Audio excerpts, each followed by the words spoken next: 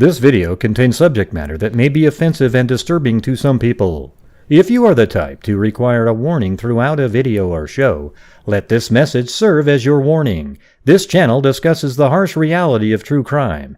If this warning is not sufficient for you, consider a different genre and unsubscribe from my channel immediately.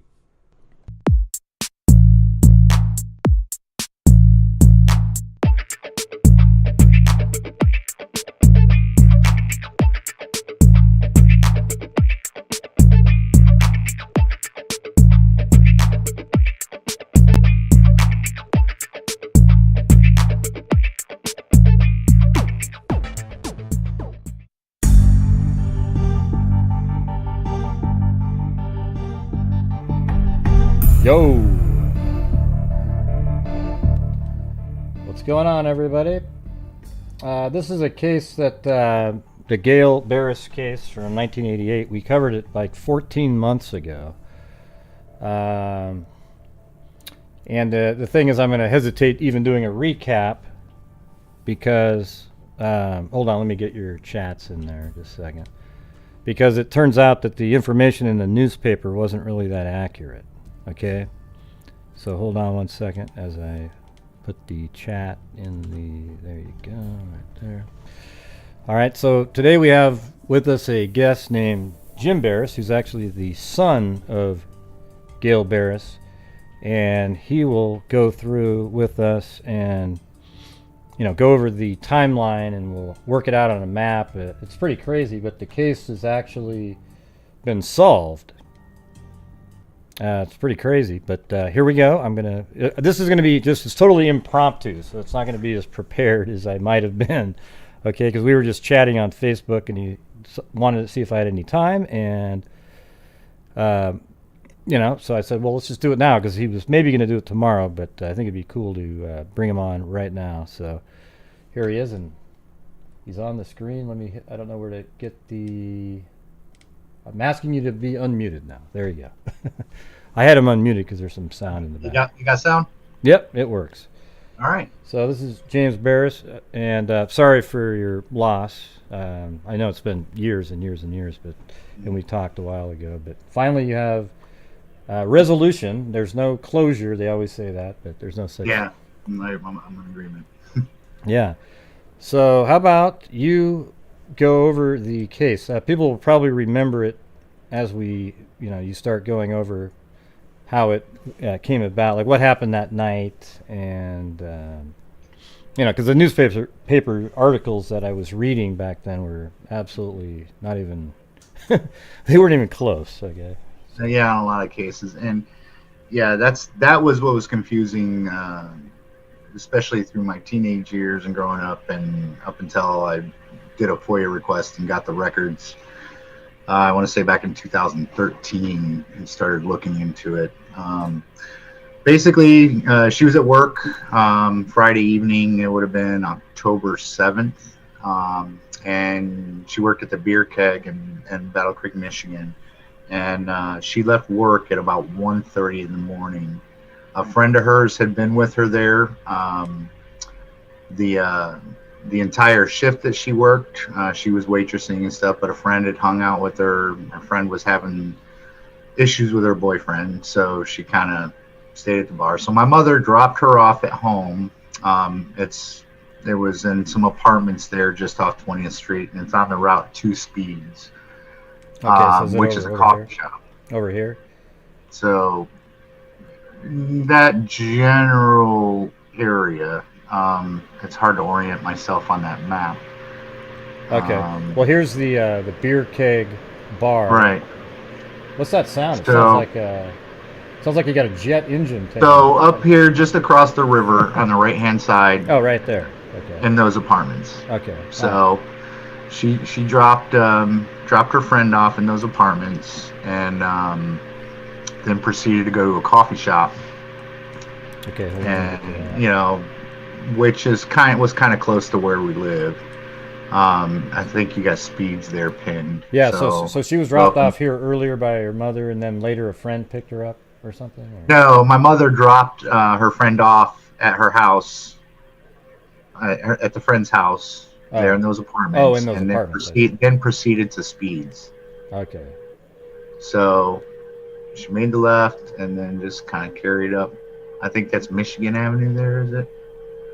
Yes. You got to forgive me. Yes. I haven't lived in Battle Creek in, well, a long time. I left there in '94. So yeah, well, it's Michigan Avenue. So there you go. Yeah, there's Michigan Avenue. So Speeds was a known hangout location because you see where that Rite Aid is, and then there's a Rite Aid across the street. Yeah, it's even still called Speeds. Yeah, it's still called Speeds. So there, and the Rite Aid across the street, and to the right of that was another bar, Speedies or whatever. It used to be called Urbandale Lounge. This thing. That place there, but it had burned down, and they've rebuilt there on the same location. It's a different name, but a lot of the locals and a lot of people that would frequent that bar would pop over to Speeds late night on Friday, Saturday to kind of grab a meal after their drinks or whatever. And you know, my mom was kind of known around that area. She would frequent that bar, and then she was well known at Speeds, especially after a shift at work or if she had gone to the bar with some friends. But she went to Speeds there, close between 1:30 and 2 o'clock in the morning. She wasn't there long. She was observed sitting with a couple of individuals that was initially believed to be a male and female. There may have been a female there, and then another male joined them. But then shortly after sitting with these people, she walked out the back of Speeds into the parking lot there, and the two males followed her out. Now, the bar crowd that would come over to Speeds in the evening would often still kind of hang outside vehicles and continue drinking or doing whatever, but what we do know is that she entered a vehicle with whom we now know is Roger Plato and Richard Compton. From there, there's some speculation based on information that she probably stopped at the house on Barney Boulevard. I'm not sure if you ever pinned that. I think you have there. I think I do. Because I think I saw it in your initial. That they went by the home on Barney Boulevard. Yep. This one right here. And that right there. And she may have changed her pants or whatever, because when she became missing and family went to the home, the lights were all on, the stereo was on, and it looked like she had been home and changed out of the pants, because the pants don't really match the description of what was found at the crime scene, but the sweater does, which is really important because that gave us an indication that this was in fact Friday night.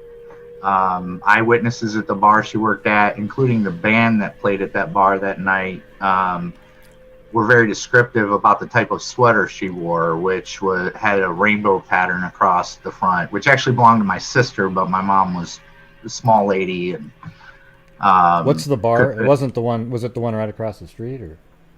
No, the bar that where the band was and everything. Yeah. No, that was the one she worked at. Okay. The beer keg. Oh, okay. The beer keg. Right there. So the beer keg, and then she. Let me do this part again. So when she was at the beer keg here, her mother picked her up and drove. No. Okay, say that part again. I was kind of confused about that. Yeah, my mother worked there and left with her friend. Oh, and just dropped her off. Okay, that makes sense. Okay, then right. Headed over here, went to Speeds, right? Right. And maybe she went to her. Is it possible she went home before going to Speeds? It is possible. Maybe she did go home to Speeds first. That's kind of like the gray area in the timeline, but we do know that she left with two males. But the only thing that gives me pause about going home first is the fact that all the lights were still on in the house and the stereo was left on. My mother didn't make a lot of money and was always kind of tight on, hey, turn the stuff off when you're done using it, you know? Yeah. she hated it. Like, oftentimes she would work in the evening, and us kids would remain in the home and have every light in the house on, and she wasn't Right. a big How fan old of were you that. at the time? I was 13. 13. So you remember Now, things a well, I little. wasn't actually living at the home at the time. I was living with my father. My brother and sister lived in the home. I see. My brother had gone to spend the night at a friend's house, and my sister was away at a Girl Scout camp that weekend. Okay. So my mom had a free weekend, essentially, and Yeah, just went out and enjoyed her weekend. yeah, Or it she was. didn't turn out she She got enjoyed it. off work, stopped by the coffee shop. Yeah. I'm not sure if it was a prearranged meet, just based on the short duration and the fact she left with them. Some statements made by her that day to her brother, my uncle, indicated that she was in some kind of trouble. I don't know if this was related. It's possible, but a lot of people around that area were involved in drugs, and especially cocaine at the time. And I don't hold any judgment against her and things like that. Young single mother, 30 years old, just trying to make her way. She did everything she could to try to take care of the kids, but sometimes she go out, she work hard and play hard. I don't point any blame at her or sit in judgment of decisions she made, but Sounds like she worked hard to be able to support you guys, though. So yeah, she often held multiple jobs, yeah. Trying to get by, and just did what she had to do. But she left Speeds that evening, and So she was in right in the back here. Got in the car with the couple guys. Okay, and either went home or we don't know that, but yeah, she went home, but then left again, and then this is where I kind of grew skeptical of some eyewitness accounts. So you kind of got to fast forward over to Raymond Road to the scene of the crime, which probably took them a good 10 to 15 minutes to get out in that area. And what happened that evening, it was probably close to 2:30 in the morning, maybe 3 o'clock at this point. An individual had turned onto River Road. And he was going like this, south. And I'm not from the Grand Trunk Road, because he was supposedly leaving work, but he claimed it was 11:30 p.m., which didn't fit the time. I was kind of wondering why, he's so certain of that, but it can't be. I sent you the truck report. That's what made me skeptical of the involvement of Plato and Compton. And plus, that statement was given around mid-November of '88. So why now, after Plato had been shot by the detective, which we might talk about in a little bit, the threats against the lawsuit, threats of lawsuits against the city, against the police department, all these other things, just kind of made me raise an eyebrow. It's like, well, why is this guy coming forward now? Why? Yeah, and he was inaccurate. Why he was so adamant about the time and the description of the truck. Right. Exactly. So what we have here is a gentleman driving down River Road, a dark dirt road at the middle of the night, early morning hours. Supposedly had just left work, going to his boss's house to have a drink. He claims he saw a green Dodge pickup, an older model, 70 something or another, Dodge pickup truck on the side of the road with a male and female arguing, and an unknown third individual, it's not known whether they were male or female, standing beside the truck. The argument took place at the rear of the truck, and then sort of the rest is history from there. What I believe occurred is perhaps one or both gentlemen maybe got frisky or too suggestive to her, and my mother got out and said she wasn't having any of that and argued with them. I believe she turned around at that point either to walk away or get back into the truck and was stabbed in the back. Then I believe she was drugged across the ground the way, based on the autopsy and crime scene reports, it indicated that she'd been drugged across the ground due to briar marks on her back, and the way her shirt was kind of lifted up. Mm-hmm. At that point, I believe she was sexually assaulted, and then she was stabbed several more times in the abdomen, and then she had her throat slit, and then after her body had gone cold, basically all the blood pressure ceased within her.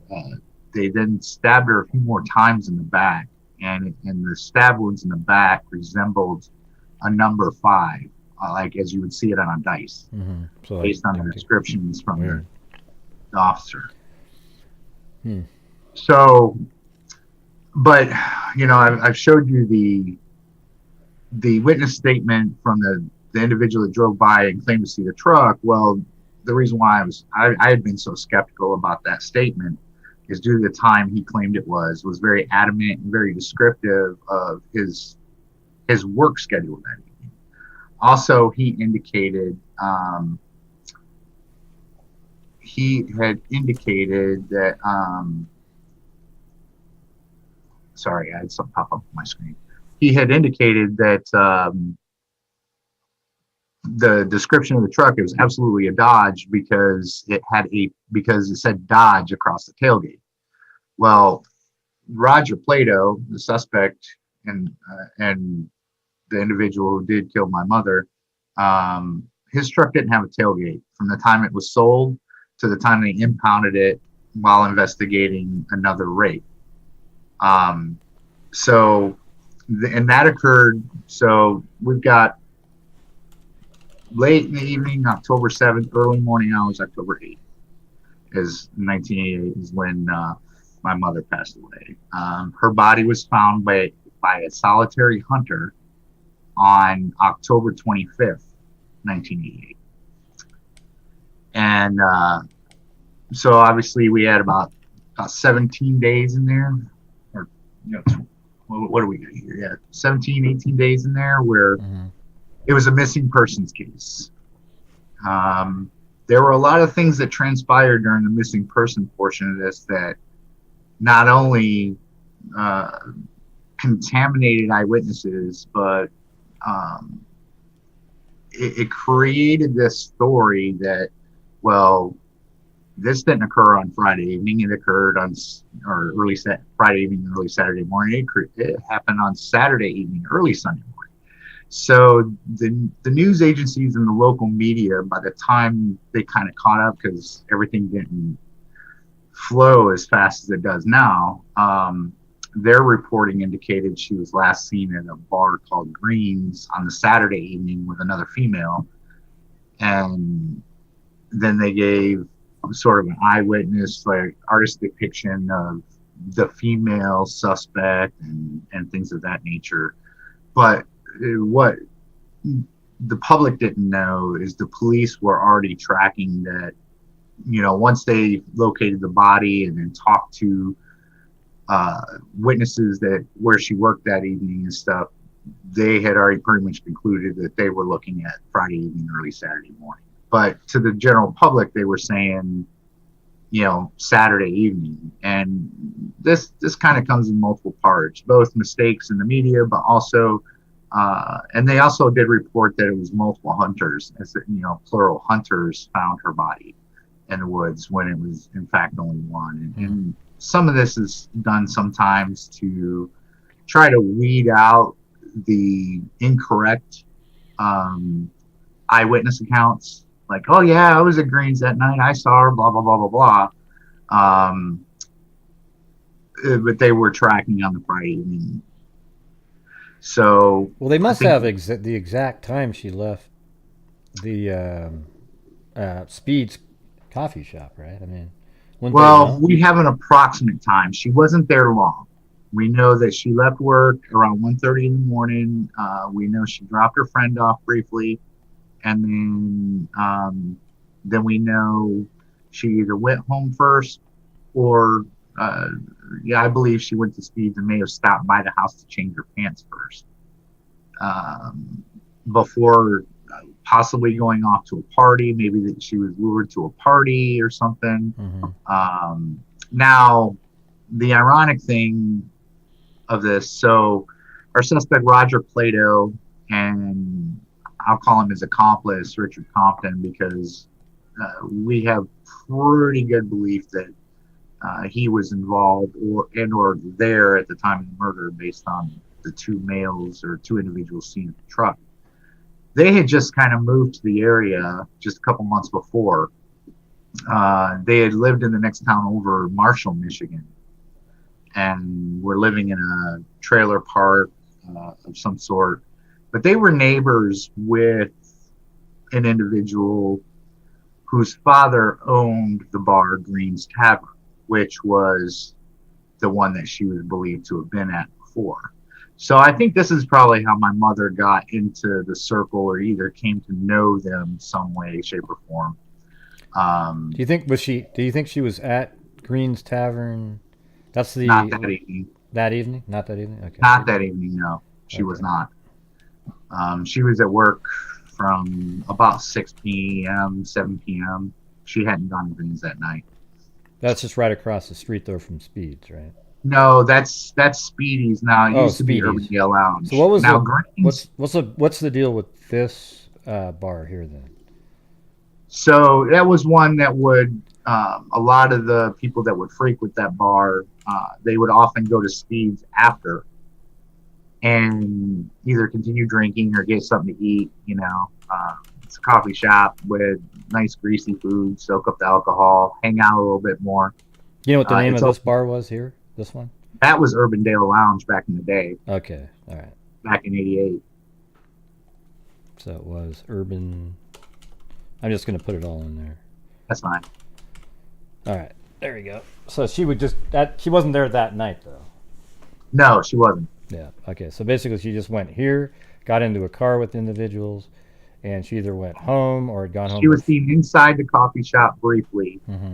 It wasn't very long, maybe 5 minutes, maybe 10. Looked like she was looking for somebody, and then exited the coffee shop with Plato and Kaufman, one of them following. It's weird. It's interesting that, like we were talking about earlier, the witness that saw the pickup truck. I mean, it's just, I read the interview that you sent it to me, and it was interesting. He was so, I just got off work, I was heading over to my boss's house, and that timeline doesn't make sense at all. And yet the description is exactly. I mean, where did he say that he saw the car? Wasn't it by this was it here, or was by the dump, I guess? Is that where he saw the car? Well, it was along that roadway. It wasn't there. He didn't say specifically. Oh, that's right. He said halfway between. That's right. You're right. So halfway between. About halfway between Raymond Road and the dump. So close to where my mother's body was. So he obviously saw the. I mean, it seems like it's very likely he saw an interaction with your mother and two different people. Right. But it's just interesting that, the truck, as you mentioned, it didn't have a tailgate, but yet he said, "Oh yeah, I saw Dodge on the tailgate," and the time doesn't make any sense. Right.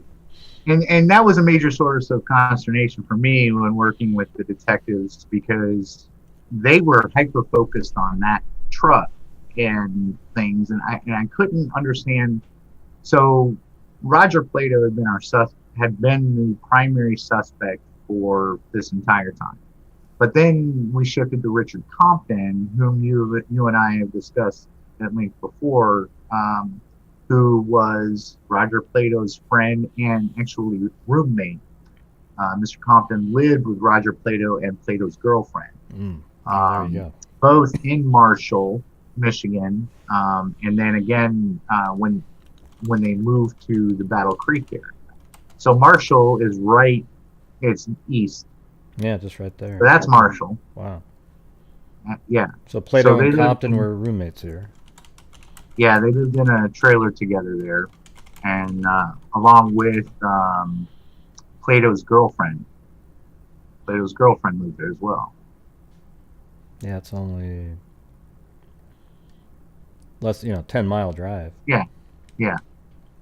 So it's not very far away. But so there were a lot of things that had kind of gone on around the time of my mother's disappearance.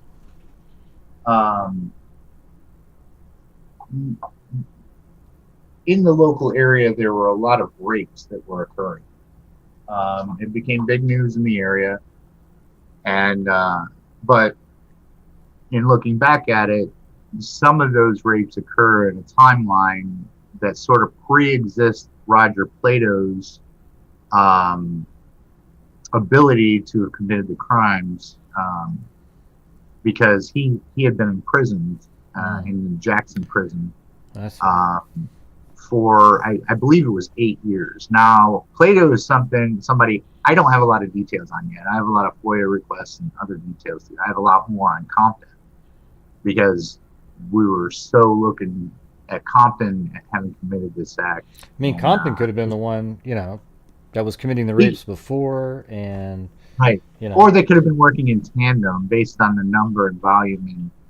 And in particular, there was one that occurred in August of '88, where a woman was a morning manager at a restaurant in Marshall.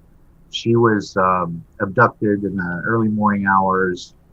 Her hands were bound, her feet were bound by duct tape, and she was thrown in her own vehicle, and they drove around for a while until they got near this lake. I think it's in the northeast of Marshall, and she was raped there near that lake. Then she was stabbed in the stomach and put into the trunk of her car. Yeah, up there to the right, Duck Lake. Duck Lake, I was just looking at that. Yep. So she was actually stabbed in the stomach and put in the trunk of her car, and the individual left on foot from Duck Lake. So, but she was left there to die. 3 hours later, she got out of her trunk and was able to find help. Well, it's interesting. You got a similar MO a little bit there. Yeah. Stabbed in the stomach. Yeah. So and then there were other rapes that occurred in what would have been the Verona area of Battle Creek, which is sort of southeast Battle Creek, just about a half mile north of the Raymond River Road area there. So if you go back to the crime scene, body found. If you go a little northwest there, you got what's generally known as the Verona area up in there. And I have some other maps that have pinned out locations of rapes and things like that, but I can't remember my exact count. How long was Plato when was he in jail? When was he incarcerated? So my understanding is he was released in June of '88. And how long had he been in there? I believe 8 years. Okay, are there any rapes in the area in that time frame? So in that time frame, I count 1, 2, 3, 4, 5, not counting my mother's rape and murder, so 6. And then there were others that occurred before June, like in March, and in April and May. There were like 4 others that occurred in March, April, and May. How did they know each other? That is something I don't really know off the top of my head. I know there was a link. They'd gone way back due to probably some relation or other friendship stuff, but I'm not 100% certain on. So Compton was much older than Plato. So Compton was, I believe, in his mid-30s, and Plato was 24 years old, and my mother was 30. So what I do know is Plato and his girlfriend in that trailer park they lived in Marshall, the guy they lived next door to, whose dad owned Green's Tavern, his name was Donnie Green Jr., and his dad, Donnie Green Sr., was close friends with Compton. So that may be how they kind of linked up. But I can't say 100% certain how far their relationship goes back. and how they. Yeah, I'd be interested to know if they met. See, how old was Plato when Plato was 24 years old. when the murder happened? Yes. So he was in jail when he was 16, all the way to. Yes. Wow. I mean, I was don't like trying to do the know. math. I was just like. Yeah, and I'm like, so that had to have been a serious crime. Yeah. In my eyes, unless he was in and out during that time. What I don't have yet are details of his criminal history. I've done more of my digging on Compton because we were. Yeah. So it's more likely. And how old was Compton at the time? Compton would have been. So I'll have to pull that up. Oh, somebody said a message up above it said, "So sorry for your horrific loss. You're in my prayers." That was from Holly Evans. Well, thank you very much. I do appreciate it. We've had a lot of time to sort of process this, and it never fully goes away. Yeah. But Well, you definitely have like a podcast series or a book worth of material. I am actually writing a book. Yeah, he's writing a book, everybody. So when he I finishes the book, we'll put it out, Yeah. and I'm hoping you can buy it. by the end of the summer. I have more FOIA requests to do. I'm looking here. I have Compton's Michigan State Police record. Let's look at his date of birth.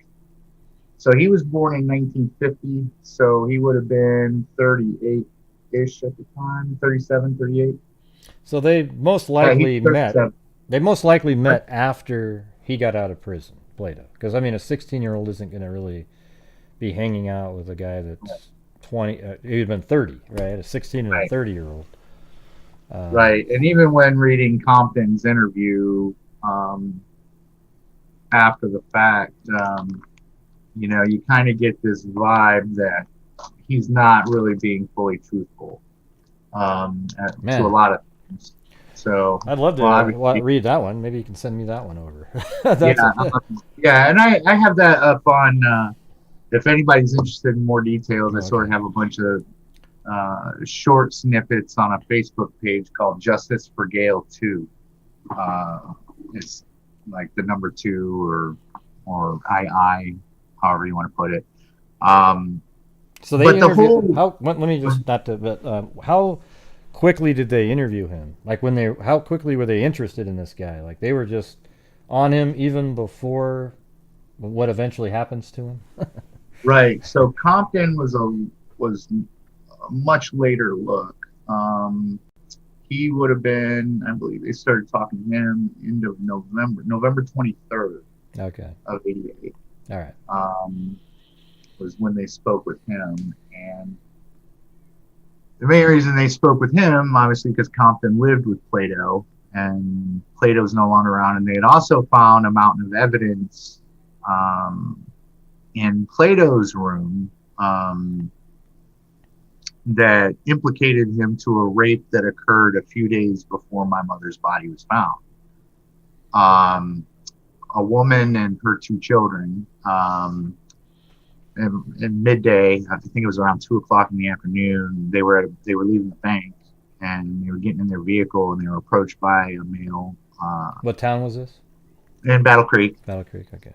And I actually have that report too, but let's see. Well, you can just go by your memory. You don't need to. So, anyways, it was midday or so. Woman and 2 children were abducted at "quote unquote" gunpoint because it was found to be a BB gun that was altered to look like a real pistol. They were taken in a truck and driven down sort of about a quarter mile to a half mile away from where my mother's body was found. So if you look down there on that little inlet there where the dump is, kind of pulled back there in that area, And then a little farther south, they went over some bumpy on this road right here, or is it down? Yes. Okay, right Yes. there. Pulled behind a set of trees, and the woman was instructed as long as she complied, her and her children would be okay. He wouldn't hurt them, and convinced her. Well, he raped her, and it was rather gruesome. I have that report that, and he had taken the woman out of the truck. The woman left, and they went behind this tree line out of sight of the kids, where where he sexually assaulted her. And they get back to the truck, and then he proceeded to drive them back to near where the bank was. He dropped them off at the bottom of the hill, about 2 to 3 blocks from the bank, and he had taken the woman's driver's license and said, "I know where you live now. If you tell anybody, I'll find you and I'll kill you."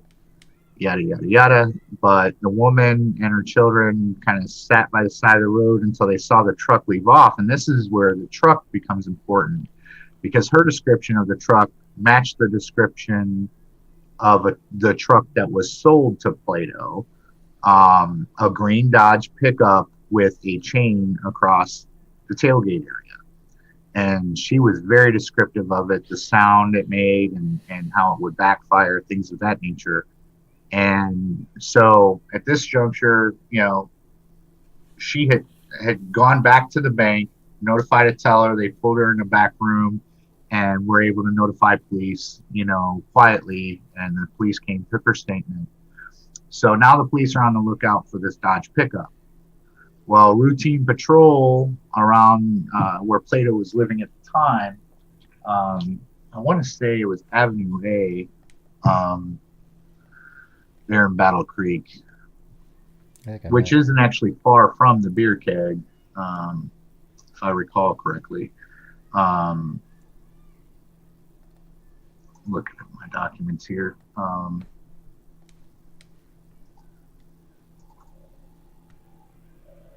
Capital Avenue. I'm sorry, what? It says Capital Avenue, if that's right. No, Avenue A? Well, no, it says 4:30 p.m. in the Feldposh parking lot on the letter E, like Edward. East Capitol? Yeah, Capital Avenue. Yeah. That's when Plato was shot and killed, right? Yeah. So, no, what I'm looking for is the location of their home. So, I see. What happened is a routine patrol by an officer in a residential area identified the truck that the woman reported, after the rape had occurred, the one that was abducted, right? Mm-hmm. So this woman's abducted. She reports about the truck. An officer on routine patrol finds the truck in the neighborhood and notifies detectives. He thinks he's found the vehicle, where that was used to, during the commission of that other crime. So detectives being notified, they then come out to try to interview Roger Plato. However, in between the patrol officer's report and the detectives showing up at the house, Roger Plato was no longer at home. He had gone, so Plato's girlfriend was there, and then reports to the police, well, she doesn't know where he's at. Well, the phone rings, and it goes to the answering machine. And on the answering machine talking is Roger Plato telling his girlfriend where he's at. Oh, man. Well, the detectives are there. So the detectives immediately coordinate with Bellevue, because he was in Bellevue, which is about 20 minutes north, I think, northeast, with the Bellevue PD. And then they met Bellevue Police Department detectives in the Feldposh parking lot and were able to stake out there you go. They were able to stake out the home that Plato was in. And so they waited for him to exit. Upon exiting the home, they attempted to detain him for questioning on the kidnap and rape of that woman, and the kidnapping of the 2 children as well. And during the attempt to detain him, a scuffle ensued, over the detective's gun, and the gun fired, shot the detective through the shoe, but didn't hit his foot. And they tussled for a little while, and Plato eventually kind of got over him. Tulf still maintained control of his gun, but then turned around to run away, and Tulf shot Plato in the back of the head. So now Roger Plato, he dies on the way to the hospital in the ambulance, gunshot wound to the head. So where this then, it wasn't until later, so this was on, when did that occur? So this was, I want to say Tuesday or Wednesday, the 22nd or 23rd of October. So we're talking 2-3 days before my mother's body is found, when Plato was shot and killed. Well, you got to fast forward to sort of mid-November, like 14th of November, before we see the eyewitness report come forward about the observation of a truck matching Plato's truck's description being seen at the scene of my mother's crime. Well, now, so you've got the rape of this woman that gave a really good description of Plato's truck and subsequently resulted in Plato's death, but it also occurred in very close proximity to where my mother's body was found.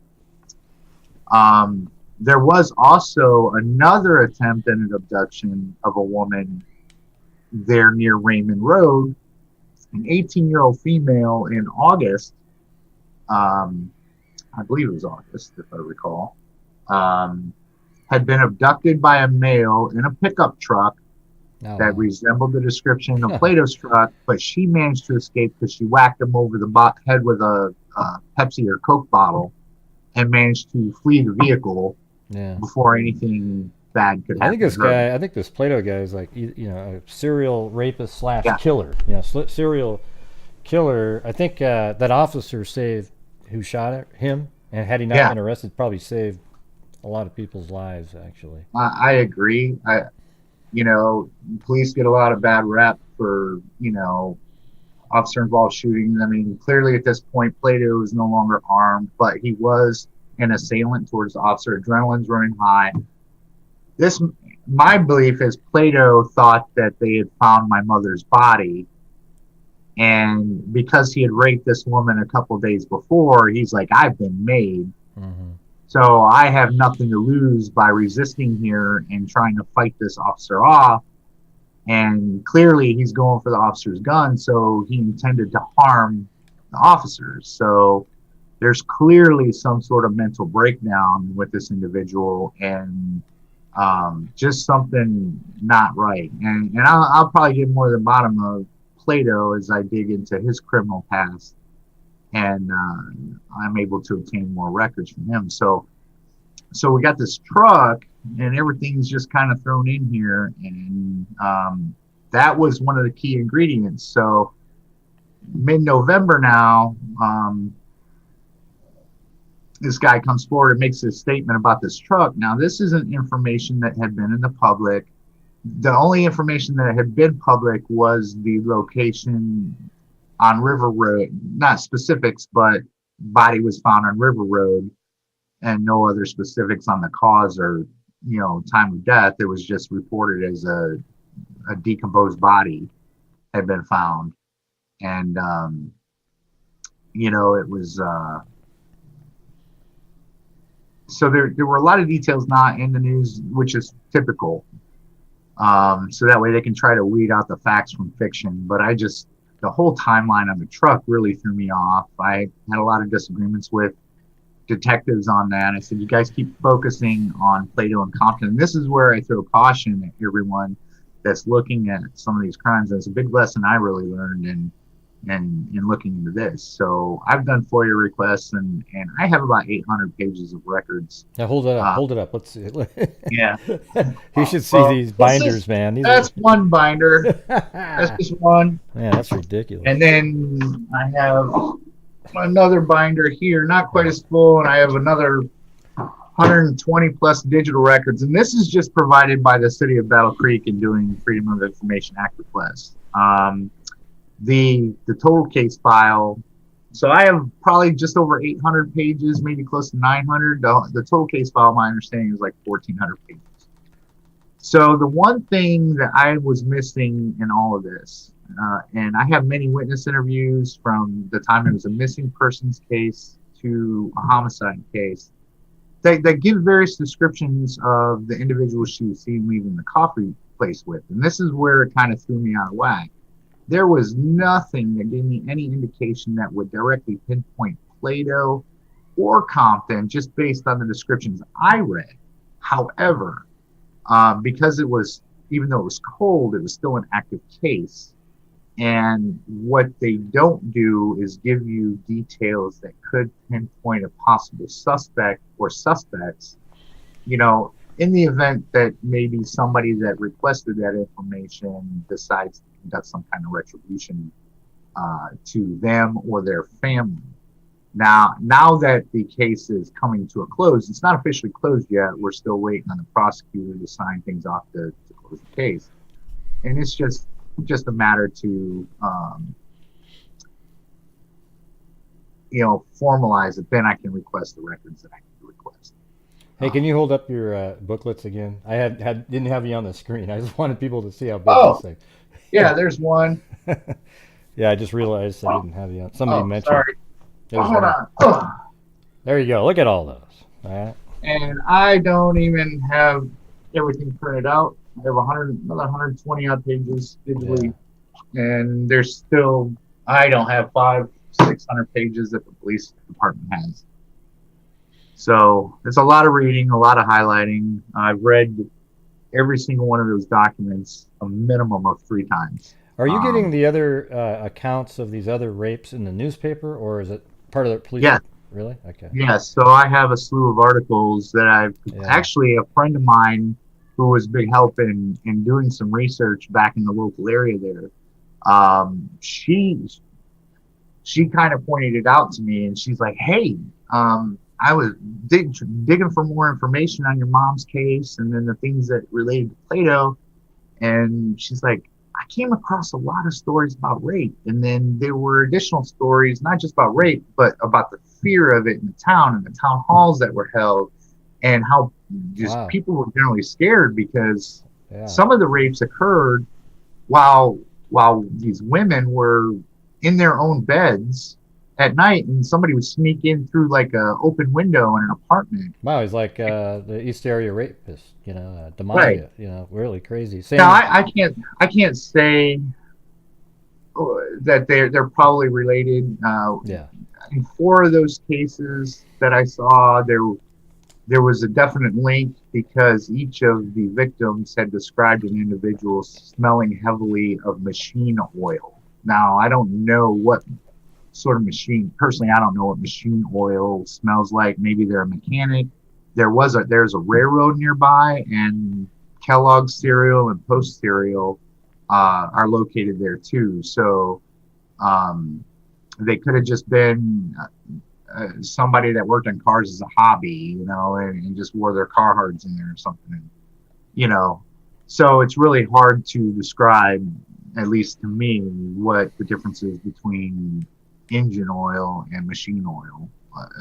When did your mother go missing? What date was that? That was early morning of October 8th. October 8th. Okay. Yeah. So it was October 8th. So when was the case of the children and the mother on that side road that were like?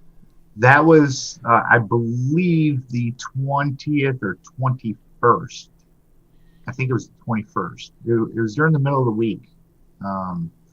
Said I have that full file. I've only read that one once, but I've known about it for years. But it got provided to me in this last FOIA request I did, and it was they kind of messed up.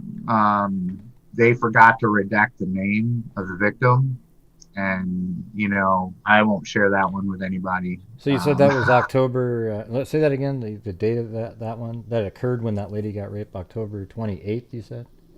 No, the 21st or 22nd. See, that's crazy then, because that means this killer wacko, he drove by knowing your mother was still right there. Right, and went near. I'm trying to find these new records. Is this? Oh no, that. I'm looking for my big file.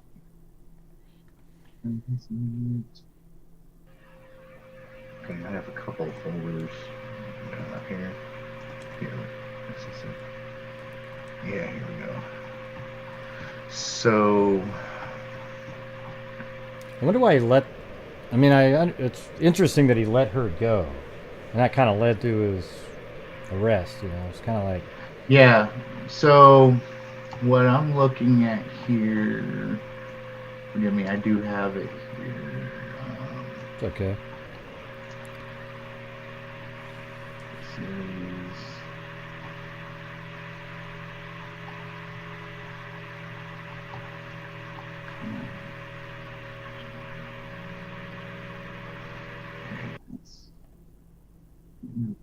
stepsister of mine. Ironically, my father once was married to a woman who was related to Plato's girlfriend. So it's small world, small town, I guess. I'm looking for this. Gosh, they should get a cadaver dog in this, because if you look at this area right here, it's a huge wooded area. Right there, this area. So you wonder. Yeah, it used to be heavily wooded. Yeah.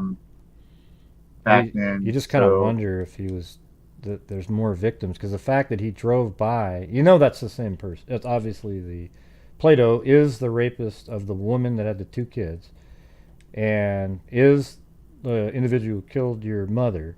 So that means he drove by here knowing she was there. So he didn't really, he was just. So, yeah. That's wild. So that means this guy, they might want to check this whole area, like seriously. Yeah. Get about 50 cadaver dogs and have them check that entire wilderness area there. I don't know what that is. Is that you or me? I don't know. I'm not waiting. Yeah, it's not my phone, but it might have been a Facebook dial, sounded like. Oh yeah, it was mine. I think it was from. So October 21st was the date that woman was abducted and raped. Yeah, so that is in between, the 8th and was it 25th or 26th your mom was 25th. Yeah. So it was that week. And so now we're looking at the 23rd. That's just really creepy that he knew. And then he also, you're saying another girl, like maybe right around in this area, on 18-year-old, maybe just right around in here, was an abduction. On Richmond Road there. Yeah. Yeah. So, and the police killed Plato on. It was like the 23rd or something. Well, the newspaper article was on the 23rd. So he died at 7:02 p.m. I think it is the 23rd because on the Saturday. Oh, was it the Saturday? Oh, okay. So the 22nd. Yeah. So the very next day, and that was when. Yeah. There you go. Wow. So the 22nd was the day Plato was shot and killed, and her body was found around 5 a.m. on the 25th. 3 days later, but he was also arrested just a day after that rape of Yes. the mom and the two kids. I mean, So not and the two kids, but the two kids were with them. right. So I am in agreement with you, though. I mean, like I was kind of going on to earlier, even though police get a bad rap sometimes for those sorts of things, between that and the threats of suing the family, suing the city and things, it caused more skepticism on my part of this truck. But what I was missing and kind of where I was going in that direction is be cautious, because of all the public records requests you have, the specific ones are not going to be released. And that's why the detective stayed the course on this, even at my objection. And, I was like, well, what do I need to do to get this? I'll go private with this if I need to. Because I was screaming, why haven't we gone and done any genetic genealogy yet? And what we were fortunate enough to have, recent developments anyways, as things progressed, they'd shifted focus to Compton, Richard Compton, possibly being the suspect, just because of his history and past, and the belief that he was there and knew more than what he was letting on in his own interview. Mr. Compton died in 2010, so he was homeless and died of sepsis and cirrhosis of the liver in Austin, Texas. And so they actually exhumed his body, and they conducted a DNA test based on the profile that the male profile they were able to build from the semen sample collected from the crime scene. And so this really sort of ramped up our belief for a while that, hey, we've got our guy. Compton's our guy. Compton's our guy.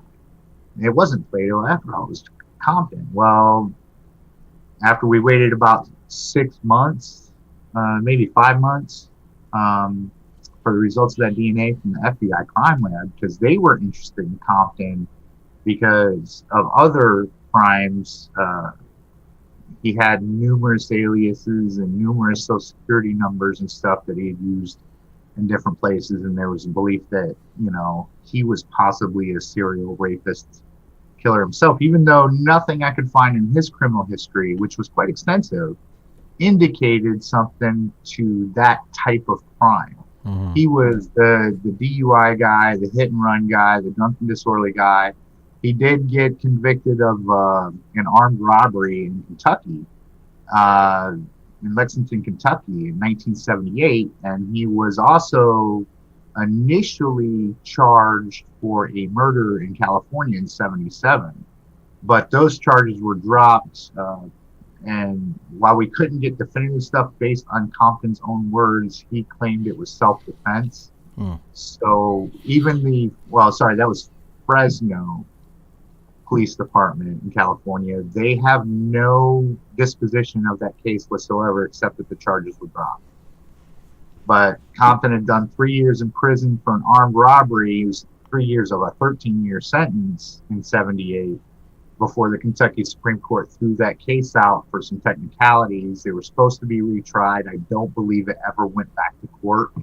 And he remained free since and had various warrants for, like I said, drunk and disorderly, DUI, hit and run, things like that, jaywalking, failure to appear, rather extensive list. But in that article I was reading, or not the article, the document you sent, the witness, he did say there was another individual standing next to the car while your mom and probably Plato were, arguing behind the truck, right? Sure. Yeah, so now you got two guys and they're roommates, and why wouldn't they be together right then? So I mean, it just seems like you're pretty. And just the pairing alone and the age gap, their pairing and stuff, just made you think there was a little more to it than what was let on. I really do think that some of the rapes conducted in that area may have been like tandem. Two different individuals. Yeah. Similar MO, to throw the police off from descriptions, things like that. Well, this individual was blonde, this individual had longer hair, this person stunk of oil, this one didn't. So if you kind of get my drift, it's, if you're acting in tandem like that, it makes it more difficult for police to pin down a specific stuff. I wonder if it might have been that they could have been together sometimes, but only one of them would do the rape.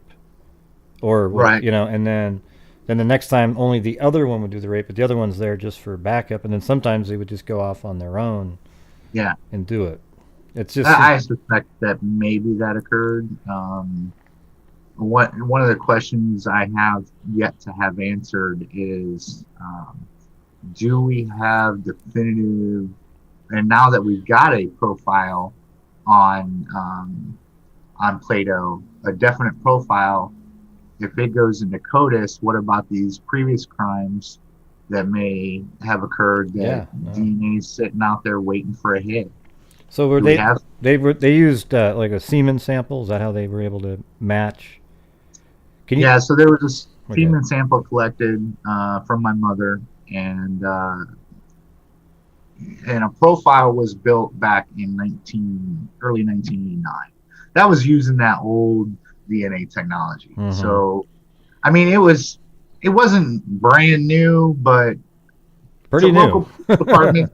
Pretty new. It was in its infancy, I'll say, or maybe you'll call it an early toddler. I don't know, but so there weren't very many vans and stuff that they could kind of go off of back then. It was very, it was easy to sort of say, well, hey, we can't prove that to me just because I have a matching DNA. But now, I mean, we go into the quadrillions, of sequences and things like that can match pairs. Well, how about this right before that? How about, I thought was an interesting story, was how they found the blood. Because remember, tell them about how the blood was collected, all that kind of stuff. That was, I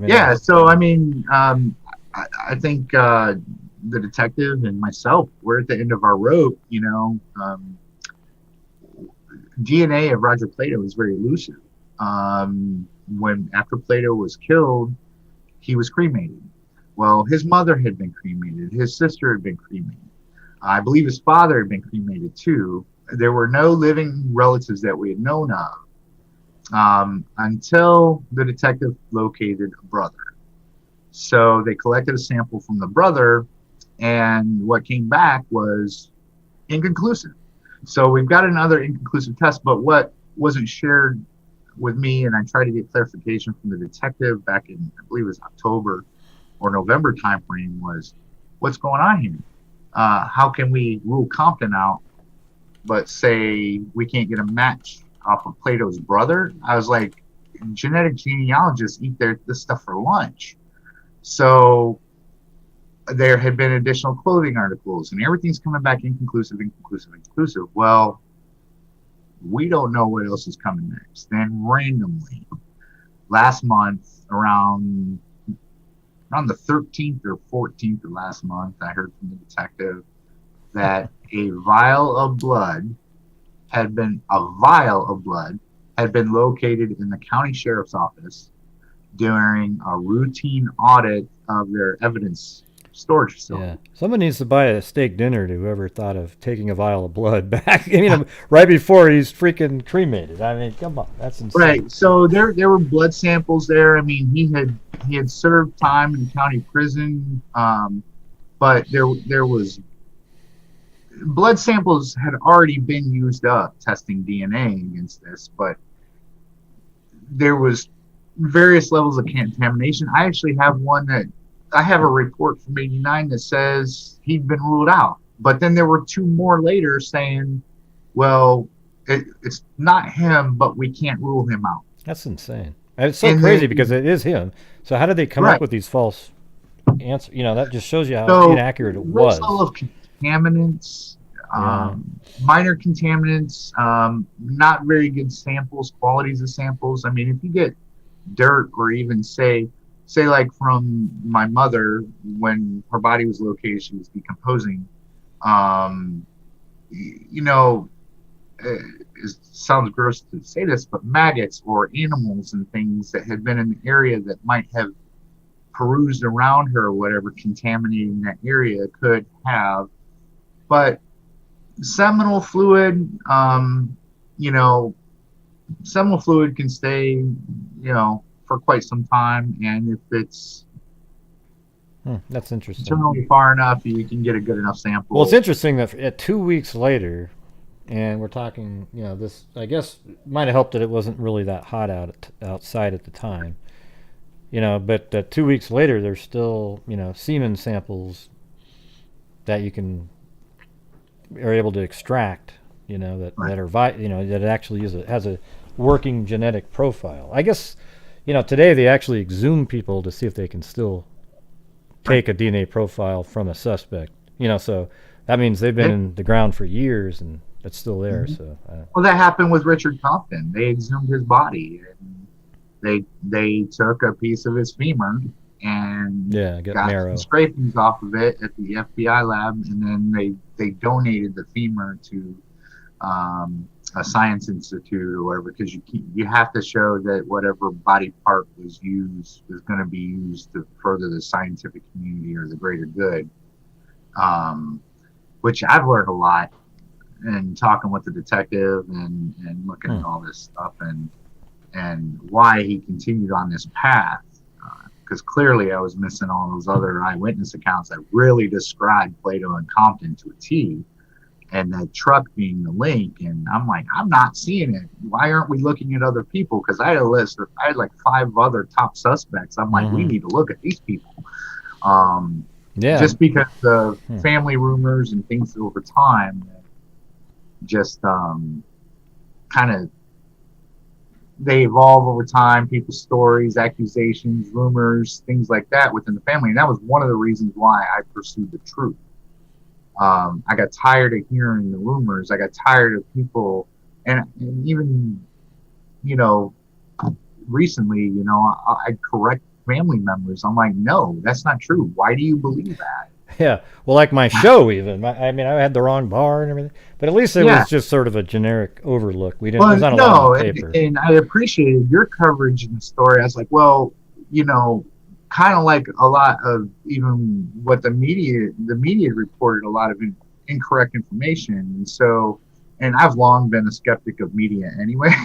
So that's the major source of your information, I mean, it's tough to put together an accurate timeline and location and movements and stuff. And we were talking about earlier, I think the information in the media in the 50s, 60s, and 70s was way more accurate.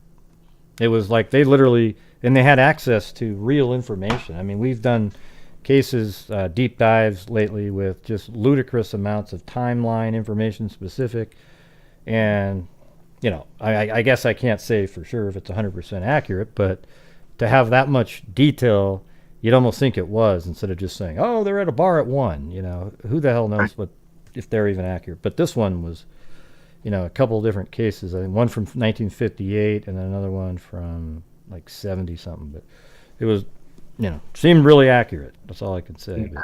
But and I mean, information is only as good as the person reporting it, right? So one thing, like even with my mother's story, so I had done the Facebook post on Justice for Gail 2. Literally the next morning, one of the Battle Creek media sources there, WBCK-FM, had keyed on it, and they had essentially just plagiarized what I put out there and put it out there as their own story, and they didn't verify anything. And I'm like, I could have just been throwing out a bunch of crap, and they just had to get a hold of you, I guess, and then you could have said yes. Yeah, and they didn't. So how do we know it's true? And so I always throw a keen eye, because even in their best effort, for instance, the reporter for the Battle Creek Inquirer back home, very nice gentleman. He reported the initial case stuff. His name's Trace Christensen. Very nice guy. I've talked to him a few times. there's information that's incorrect in his reporting, even though we'll discuss it and I'll give him specific details. He writes it up incorrectly and it comes across completely differently from what we discussed. And it can it might either be minor, some of those minor details may be important to family members, or it's just it'll be enough to sort of slant the viewpoint in the direction of an entire story. So, but in this case, this detective gets a call from the county sheriff's office in middle of December. We just found a vial of blood. Do you know what the origin of the vial? Do you have I think that'd be a cool thing for you to know is where did that blood? When was that blood vial pulled? So I do know there was a request. I have it in my records by the county sheriff's office for blood samples of Roger Plato back in early 90s. I believe they were investigating other crimes. And while I don't have the requisition forms that went along with it, and this is where this kind of got hung up, as the detective explains to me, is that when the vial was provided to the county, they were supposed to get their samples and return it, but the requisition form didn't indicate to return it back to the city police department.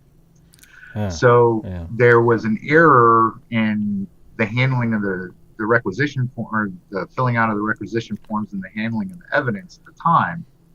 But we can all sit back and he got killed. He's like, well, they could have solved this years ago. Yeah. They could have, we don't really know that because something could have happened. I've heard stories of evidence rooms catching on fire and all kinds of evidence getting.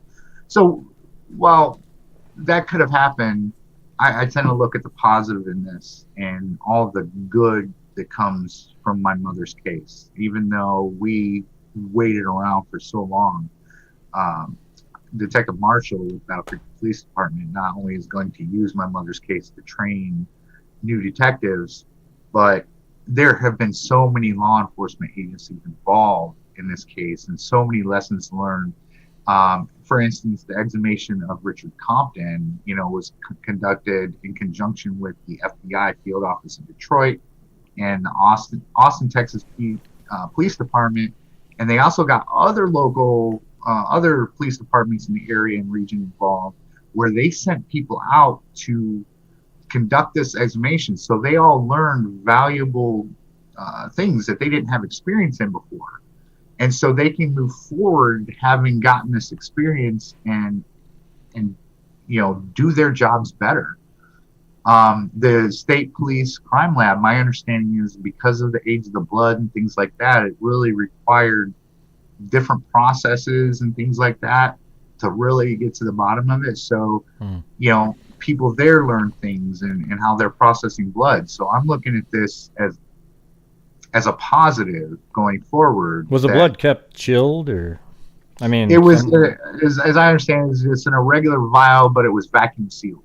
I'm not sure if it had been chilled or. Do you know? Well, it was a minute ago though when I was asking. Do you know when that was drawn from his body? That vial, was it after the shooting and they just said, "Hey, take some of his blood," or was it? Well, I'm not sure if it was conducted then or if it had already been on file due to his criminal history, things of that nature. Now, this is pre-CODIS days, so it wasn't typical to get a DNA sample of somebody back then. But it'd be cool for you to know that. You could easily probably make a call, but I think that's a neat little detail. So I'm sure to be on the requisition documents or some of the release documents as I go forward, and now that the case is going to be closed, I can get my hands on a lot more information than I did have before. I didn't see or don't recall seeing in the request from the county sheriff's office, because I don't have the release document that says what they sent over to the county at the time. So that might contain the information, it might not. But at the very least, I know the reporter with the paper there has the name of the individual that was doing the routine audit. I do intend to follow up with him and get that name from him again. He woke me up from a nap this morning, and I didn't have a pen to write the guy's name down, so I've forgotten it already. But I can get my hands back on it, and I do intend to reach out. I have a lot of letters of appreciation to write, a recommendation for a commendation. I'm telling you, though, you got to, whoever drew that blood, you got to send a bottle of wine or something to. Whoever took that, drew all the blood from his body, whatever year that was, 87 or... I may be able to do that, but I definitely know that the detective that shot Plato that day, I might drop him a little note. I know he's still alive. I have connections into his family, but I do know he's still alive. I don't believe he's much interested in he's sort of getting Alzheimer's, and he's not interested in talking about old cases, and hasn't been for years. No, well, it's such. I think he saved a lot of lives. Actually, I agree. I think there was a lot of things going on back then that, my mother may have been the only death. I don't know. I'm sure I'll get more to the bottom of things as we go on now that we have a definitive answer. But yeah, I agree. Instant karma, justice delivered, however you want to see it. I don't think there's any way to negatively spin the shooting of an unarmed man as he's running away on this case. Oh, you know what's weird is probably something you weren't aware of, maybe, during these years when you're looking into it, is how frustrated the police probably were knowing that they know who their guy is. They just couldn't prove it. And they finally hear, God, there's this vial of blood, for God's sakes. Right. Well, and then, I mean, and you could probably go into the early 2000s and a little later even, and still, I don't think we're at a point then where definitively you could have said it. I mean, you may have, but who knew if the technology would have been good enough to assess that kind of blood, how old it is, or I'm not really familiar with those testing processes, and I know enough to kind of say, hey, we need to do genetic genealogy on this cat, and try to get this. I watch enough true crime stories and follow enough to say, hey, why didn't they do this? Why didn't they do that? And I think that was frustrating to the detective. He weathered me enough with my questions and bombarding him too. So I think he's got to be. I think detectives, law enforcement, they probably, in some ways, they like the crime shows, but then they hate them. Because everybody expects, you watch these shows where they press a button, they get some DNA, throw it in a machine. Oh, look at we got the whole sequencing. We already know the ancestors. Yeah, no, it's not even close. It's very sensitive, and the equipment has to be calibrated just right. And there's just a lot of things that could go wrong. And if you have very limited evidence with which to check, then if the machine's not properly calibrated, you just wasted that evidence. I also think it's affected, I think this is sort of unrelated, but affects jury members. Because everybody on a jury wants specific types of information to be able to say, yep, it's beyond a reasonable doubt. But in reality, sometimes circumstantial evidence is so powerful when you string it together that it's the same. It can also be used as a tool to mislead, and there are wrongful convictions all the time. And that's why it's so tough. It is very tough, not only for law enforcement but for prospective jurors and judges, even when looking at evidence or whatever. Unless you got something on video, where that face is super clear, high definition, and you're looking at the camera saying, "Hi, I just killed this guy." Yeah, I just saw something on, I think it was on IDTV. It was on IDTV where there was these three guys broke into a home, and they just brutally executed these three people.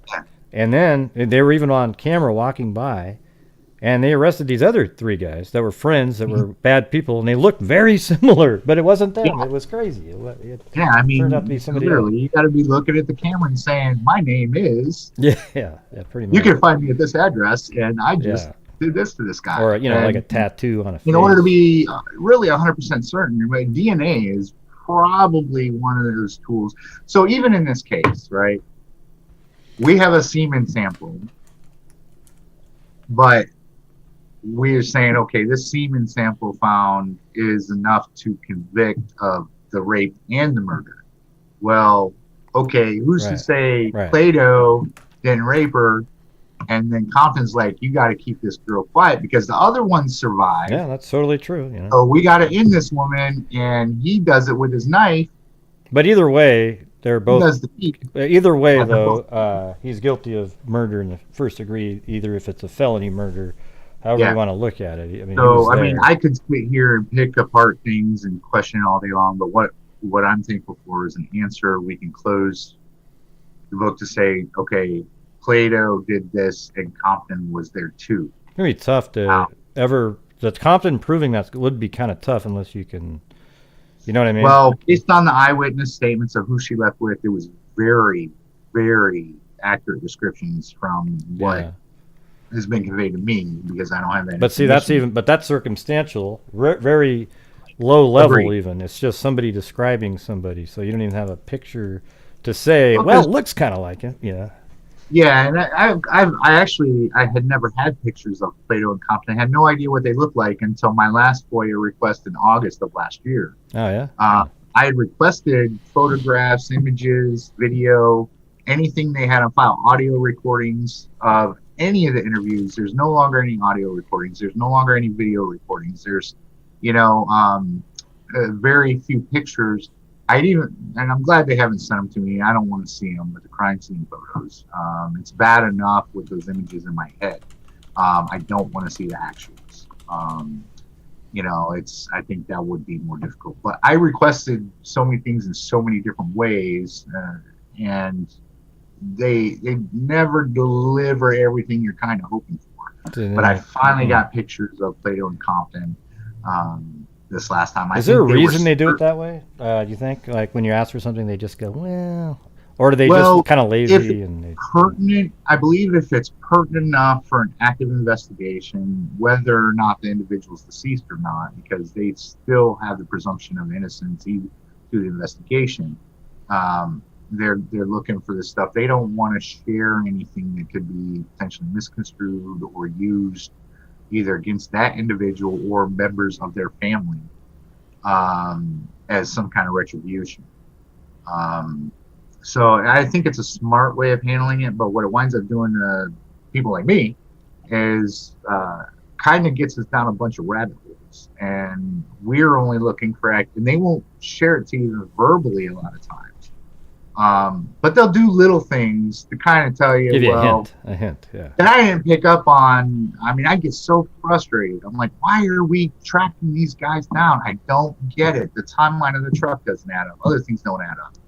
Why are we doing this? Well, they have good reason. That's why they're paid to do their jobs. I think that guy had something he was hiding in terms of his timing or something. I agree with that. And as a matter of fact, I discussed that with the detective. I said the only plausible thing I could come up with as to why this guy's got an inaccurate time that doesn't fall in timeline is like maybe he's got a secret girlfriend he was going to see and didn't want to get caught out of. Right. I said that to Detective Marshall the other day on the phone. Anyway, I was like, because I said I'm still struck that you guys were still so focused on that truck and that eyewitness account there, but there were other eyewitnesses accounts that that makes sense. We're just piecing it all together, and I'm like, okay. So once I get the full picture and all the interviews and things like that, then I can actually. Yeah, the timing part makes sense. I can hear myself all of a sudden. But the timing part makes sense with the, let's say he's out and he's not supposed to be out and he's kind of sneaking around or whatever. Right. But the tailgate thing. Yeah. See, that's sort of bothering me. Is like that wasn't even the word Dodge isn't even on the back of the truck. Yeah. And yet you were so sure of having a tailgate, and actually. And maybe it could have been a lie or other statements, but one of the interview questions of Richard Compton back then was because they noticed the seats. They had asked about changes to the truck, and they said, "Well, it looks like you got some new bucket seats or some new seats in there." Well, yeah, we just changed those out. It happened to be after my mother's death. And then he's like, well, have there been any other changes to the vehicle? Like, have you guys removed the tailgate or done anything like that? Or did it have a tailgate on there at any point? And he said, no, there's never been a tailgate. But he did admit to the seats having been changed out, you know, because, they were too springy or something. The old seats were too springy. He had some kind of excuse, but it just so happened they had been changed out in the week or so leading up to the discovery of my mother's body. So if you ever get bored, you should go check out. I've interviewed a lady named Colleen Fitzpatrick. She's a really big. She's a genealogist, forensic genealogist. She did the DNA Doe project. I did a couple interviews. What's that? DNA Doe. Yeah, DNA Doe. She founded that, but now she's does a company called Identifinders, and she's really what again? Colleen Fitzpatrick. Fitzpatrick. Yeah, so if you just type my name in and her name, I've done 2 interviews with her so far on the show, and we go over a lot of DNA. There's a lot of interesting stuff, especially chimerism, but that's unrelated to what we're talking about. But like as far as what we're talking about, sometimes what she was discussing with us was that even DNA evidence sometimes can be totally misleading in referring to touch DNA.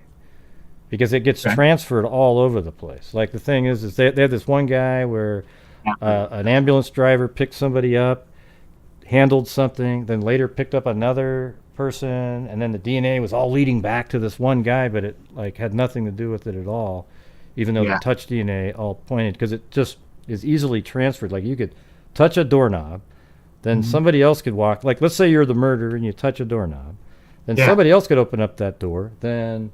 Or let's say you weren't a murderer, but you touched a doorknob, but a murderer touched that, or somebody else had moved it over here, opened up another door, then your DNA is on that door, and it's over here and here, and then it starts it's like your DNA is moving around quick. You could be 50 miles away in an hour, so. Yeah, I've heard of some of that stuff before, and it can be a little scary, but I think, depending on the type of testing and things like that they do, they can whittle some of that stuff out. It is. Yeah. So anyways, that's really some interesting technology. Well, I think it's amazing that you put so much time into it and really, you've emailed me back and forth. Something I was going to ask you about was you mentioned that there was a gap. Have all the rapes stopped? Like they were going on. Then the murders happened. The murder happened, and there's other rapes, and then he died, and then they stopped. Yeah, they kind of stopped, and I say kind of because I did have one that was similar. Let me see. Possibly repeated crimes. I had one on. Well, it was November 1st, and I'm reading. Rape reporting, and I have to go back to it because it's been. I think that was that spreadsheet you sent me like a year ago, or something. Maybe it was the other guy. Yeah. So this one wasn't related, but it was one of a rape that had occurred after the fact. But this one definitely wasn't related because it was a 27-year-old man was raped by a 48-year-old male acquaintance. So that one wasn't related. So yeah, all the other ones, it kind of stopped. That's interesting. So we didn't see as frequent activity as we had been seeing through the area from sort of. Let me look at those dates again. But some of them predated Plato. Well, it makes you wonder if Compton moved. So quickly. Sort of from the end of March to October, we've had rapes in there. Now, how about Compton though? Like that's kind of what you were looking at when.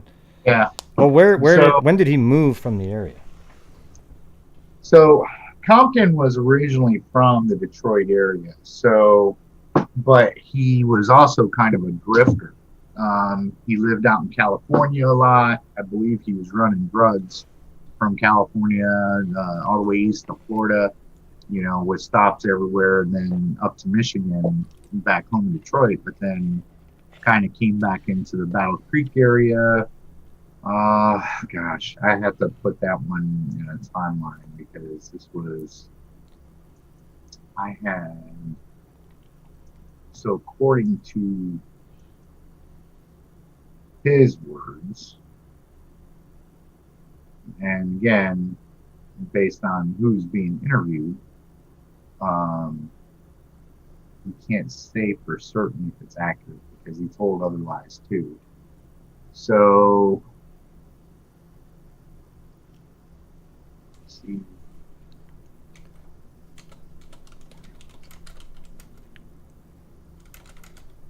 It's an interesting question. I knew he hadn't been in the area too terribly long. Because a lot of the interview, so he first met Roger Plato, he says in 81 or 82, and then he moved and took his family. He had been married for a time and had a kid. Ironically, I just got, like, just before we started this conversation, I got a message from somebody claiming to be Compton's daughter and wants to know some details about her dad. But anyways, he said, but this is about Plato, and Compton saying he had took his family and he left, and there was a lot of rumor speculation that he might have offed his mother and child. So if this individual is indeed his daughter, we could probably put that one to bed. Yeah. Because she phrased it as he was at one time my father. So I don't know, maybe he was a stepdad. But they went out west, didn't see him again. He didn't know exactly when it was, but it was sometime in September. So he had just come into the fold in September of 88, according to him, because he stayed with him at his house over there in Marshall. And who's this person that you're talking about? It wouldn't have been September. This is Compton. Oh, Compton. No, man, who's doing this? Whose narrative is this? This is Detective Mullen. Okay. This is according to the interview of Richard Compton. I see. Okay. But he said he didn't know when he came back because it was sometime in September because he stayed with him at his house in Marshall. Well, it was August when they moved to Battle Creek, according to Plato's girlfriend. So this is where, I don't know how much I could believe of Compton's interview. There's even the detective said that based on other interviews and statements, he's like, no, he's full of crap there. He used other words, but so he's full of crap, and he's like, he knows he's lying because he's got plenty of other witnesses that say otherwise. There was some stuff that went down. There was a falling out between Plato and Compton, and this is why Plato was solo the day that woman was raped. But Compton had skipped town. He had gone to Plato's girlfriend and actually had said that he's got to go lay low for a while because something's about to go down. Oh, wow. And she didn't ask for any additional information. She assumed that there would be some trouble with the law, but she thought maybe it was because of some stealing some stuff and other things. But he skipped town for a little while. And so Plato was killed on, what was it, Saturday? I think so, and yes. Compton turns back up on Wednesday into town, into the picture. He'd supposedly gone out to Detroit briefly for maybe a week and then went and lived and was kind of crashing out with this Donnie Green Sr. guy he was friends with. So then there was a falling out after between Compton and Plato. Yeah. So I think my mother's death was a catalyst in that. And I also think that after my mom was taken, that also emboldened Plato more to abduct this woman. Broad daylight. He's like, I can kill this woman. I can get away with anything. Broad daylight. Took her and her two kids. From where were they abducted from? From a bank. Oh, just a bank. Lot. Just wow. And there's people around and everything, and just.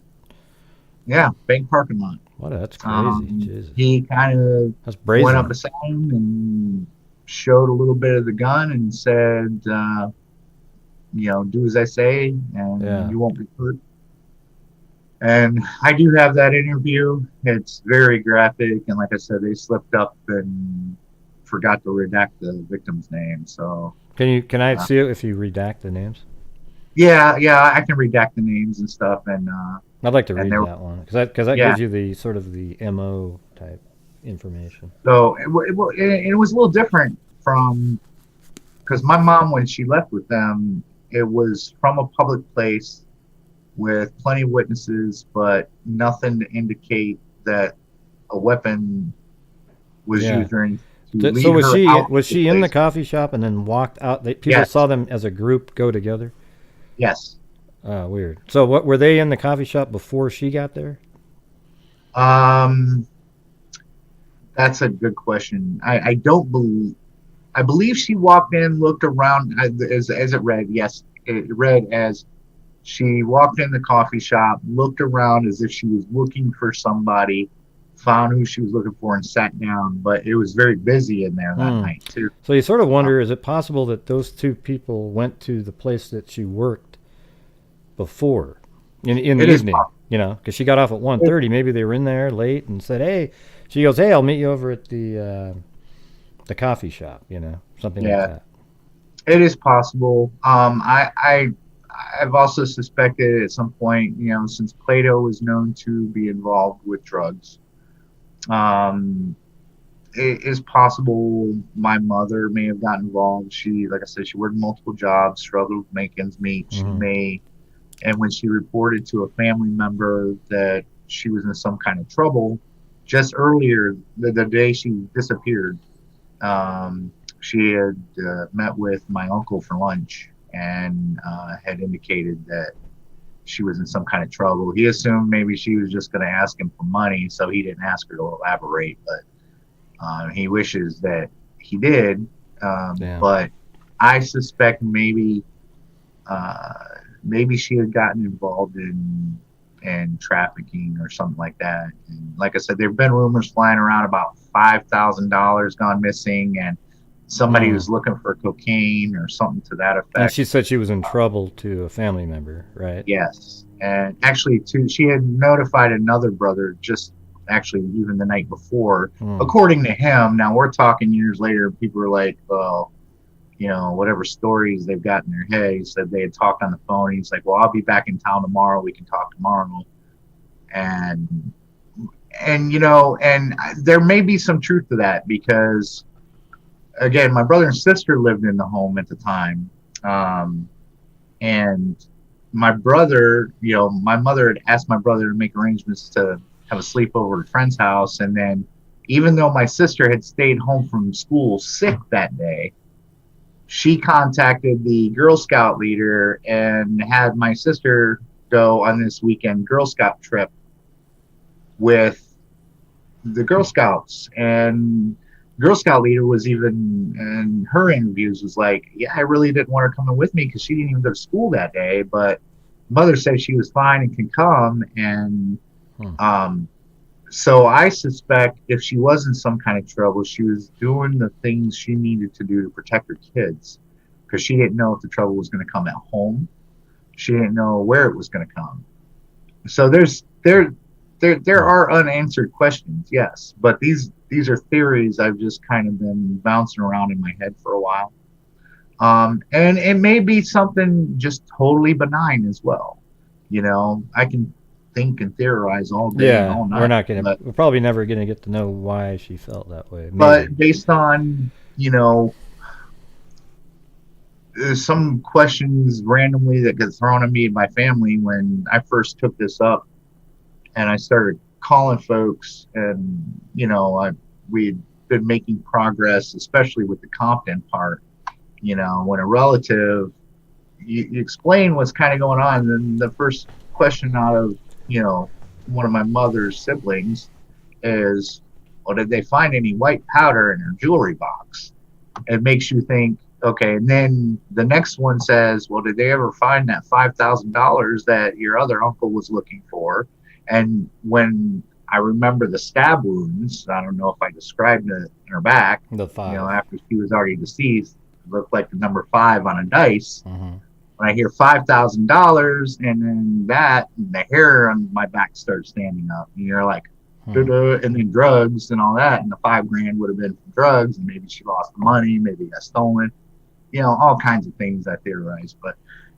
But what my main focus was getting to a bottom answer and pressing law enforcement enough to keep it going, because I'm like, we've got DNA. I was like, there's no reason why this can't be solved. Yeah. I will go no ends to see that it'll get solved. How old were your other brother? The 2 that were living with her, how old were they? Yeah. My sister, or family, siblings. My sister turned 12 while my mother was missing. And my brother was still 10. Did they remember anything when you talked to them about what was going on, or? Yeah, so my sister, her recollections, I think, she was gone all weekend. My brother, on the other hand, had spent the night at a friend's house the Friday night and had come home on the Saturday, and the doors were locked and everything else, and he remembered going around to the back sliding glass door, trying to open it up, and it was jammed up, and because there was always a bar there that was stuck in there when nobody was there, so he couldn't open it. And mom wasn't home, so he went back to his friend's house, and even his friend's dad, they got in the car and drove back around mom's house. They started looking places for my mom and couldn't find him. So my brother spent the night again at his friend's house. Well, it was Sunday. My sister gets brought home by the Girl Scout leader. My mom's not there. That was unusual for my mother not to be around, and she wasn't going to just leave my sister there without my mother being home. So my brother shows up at this point and says he's been checking the house several times and they can't find mom. So then the Girl Scout leader calls the police and sort of does this missing person report. And so then they got a hold of my grandmother, and I was actually with her that evening, hanging out, staying there that night. And she gets the call, and so she calls my dad. My dad goes out, picks them up, and next thing you know, we got family getting called, and they're like, well, we don't know. And then our uncle goes over to the house and convinces the police to open the house up. They walk through the house and leave my uncle there to secure the place. And I'm like, whoa. And I suspected my uncle for many, many, many years, for a lot of different reasons. So it's just it's a really compelling story. And you look at it and you look at, detective work and forensics and everything else, it's like the dinosaur age, compared to where we are now. It's going to be your book it'll be really interesting. It's going to be a weird, like how you want to tell it to get the story going, and then all the crazy stuff that was going on. And I'm going to present it in sort of like a sequence of events as it plays out. And that's kind of the way I'm trying to shape it. I know we've bounced around a lot, and I'm going back and talking about that weekend again when we've already talked about her body discovered. No, I think that's a good way to do it, because you just go in order, and I think the order of events is actually really compelling and interesting. I'm just going to simply start it from my sister leaving for Girl Scouts that day. You have to put in the background. You have to say, we grew up in a small town, the little, like, who you guys are. I've already got that bit written. Okay. It's actually very good, and how it's actually, so Battle Creek, I don't know where you located. I live in Oregon, actually. Oh, okay. As far away as I can get, almost. You draw that map out and look exactly where it is on I-94 corridor. So look at I-94, which is the main highway there. Now pull it out a little farther and tell me the two major cities that it sits directly between. I think it's like, are you talking about right here? 194? This one? I-94, yeah. Well, the one I'm looking at says 190. Oh, 94 right there. I-94. It's right directly in the middle between Chicago and Detroit. I'm not even sure I'm looking at the... Yeah, you are. So this is 94, right? I was just looking at it. Yeah. So Somewhere. 94 goes straight through to right Detroit and connects to Chicago. Oh, yeah, Detroit, and I don't think that's Chicago. No, it sits right directly between. You got to get 94 curves south to Chicago, and then just right at the very edge of Battle Creek, it connects to I-69, which runs all the way down to Texas. Mm-hmm. Well, and so yeah, so then you've got the Detroit connection, and I-75 runs straight through down through southern Florida.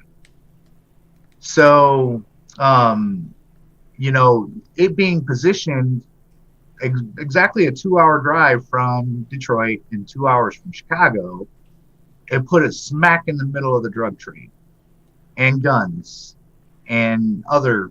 Yeah, and during a time frame where cocaine was a big deal in that time that frame. was a big runner's highway right there between Chicago and Detroit.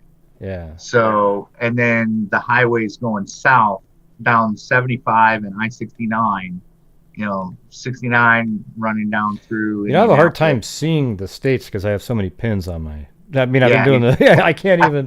You know, I'm trying... Well, you're a little farther out west. I know this is Michigan. I've driven those roads so many times. Yeah. And so they're very familiar to me. And, you know, Battle Creek was a very blue-collar town. I mean, Kellogg's and Post Cereals there, a lot of automotive factories, things of that nature. Ralston Purina, a big railway hub for Grand Trunk Railroad exists there. So a lot of the logistical stuff comes out of there too. So there's a lot that went on there. A big blue-collar town. Once was kind of up and coming and growing and all kinds of other good things. And then you start hitting, I mean, there was a lot of growth. Mm-hmm. And then by the late 80s, early 90s, it started falling apart. And a lot of it was drugs, guns, other things coming through that pipeline. So it's a very interesting part of this. You could add that in there. There was a little television series. I want to say his name was, oh gosh, I can't think of his name. Deshimu or something. He's like Fergie's man or whatever, you know, Fergie from Black Eyed Peas or whatever her name is. So there was a TV show, lasted one season. It was called Battle Creek, and it supposedly was right there. It was kind of interesting, but it didn't last long. Name. Yeah. But Josh Timel or something like that. But look at it. I'm looking at the clock. I know you have something at. Yeah, I do have to run off here in a couple minutes. So. But listen, I really appreciate you coming on. Maybe we'll do it again. Maybe get. Yeah, definitely. We'll do like updates. You know. Beg your pardon? Yeah, maybe we could do like some updates over as you're sort of going through the process. But if you have time, if you can send me, I'd love to read the a couple of those the incident report on the lady and then the interview with I won't, you know, I just want to read them. And the Compton? The Compton interview. Yeah. And the Compton interview, I do have also posted out on that Facebook, Justice for Gail too. Is it the full interview? I did redact some names, but yes, it is the full interview. Right. There's 20 some odd pages out there. You might have to look through photos or something like that to find it, but I have so many posts out there with so many stories, and even in my own stuff, I sometimes get my dates wrong in there. So, but yeah, I'll send you the Compton interview and the report and interview of the woman that was raped on the 21st. I'll do some redacting. Yeah. Well, also you should feel really proud of yourself for how you just kept everything going, organized it all. The only thing I did was push buttons. Well, that's, you know what, there always needs to be that person, and you know what I mean, in these cases, and you're that one. So I think the true effort goes into all the law enforcement, or the true credit goes to all the law enforcement officers that were involved in getting to this, even through all the brick walls they had. Yeah, but see, the thing is this is a true thing I'm going to tell you. There always needs to be the little thorn in somebody's side to keep I can them be that. going. So there you go. I can be that. I've been known to be a bit of a bulldog. Yeah, so. no, like I think you actually probably helped speed things up a little bit, kept them interested, that kind of, even more interested than they would have been maybe. You know, I appreciate you taking the time, Gray, and yeah, I'd love to do this again sometime, and we can keep you up to date. And I appreciate your coverage before, and I'm glad to get out here and sort of clean up a few details. But I mean, you're in the right path, and you're looking at the map, and everything was very intriguing. And I was like, oh, okay. Yeah, at least I had some spots right on the map. Yeah, and it is tough to pull that stuff off, and I'm glad I get to come on and share this information with you and anybody else that may be watching. So appreciate y'all taking the time. All right. Well, hey, really appreciate it, and go do what you're going to go do at this time. I don't know what it was. But... All right, sir. All right, have a good one. Good night. You too. Bye-bye. All right. Bye-bye. All right. Yeah, that was very cool. Interesting too, very interesting. I thought it was very interesting. The case itself is way more interesting now because there's so much more detail. The papers didn't have hardly any information, and obviously Jim has a ton of information. 800 pages so far, and he's got some more he's waiting for. Thanks, everybody there. All right. I think I might be coming out. Let me check something out here. I gotta look at something. I think he's on to something, looking at some of those cases. The other rapes and how they stopped, and maybe, they might want to check on Compton to see what he was, what's interesting though is the rape seemed to have stopped too just after Plato was killed. So it's hard to know. It'd be interesting if they started up again a couple years later, or you could track where Compton moved. If he moved, let's say within a year of there, and then did rapes pick up in anywhere near where he lived after that? That's what I think would be an interesting thing to check out. Hold on, I'm trying to figure out when the... Looking in the paper here, just a second.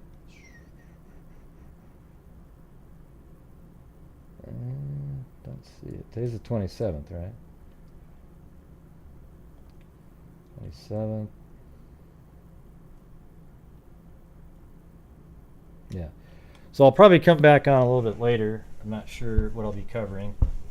I was just getting in the process, and then I started talking to Jim, and then thought, well, gosh, maybe he can come on. Hey, thanks, Emily. Appreciate it. He contacted me because we'd contacted a few times over the last year and a half, and then he messaged me saying, hey, it was solved. And I was like, God, I had to look it up again. And then things started coming back after just looking at the PDF files that I had, but it turns out that they were just completely, the time frame and everything was way off in those articles. I mean, just ludicrously bad, So it's always good to actually have the actual document.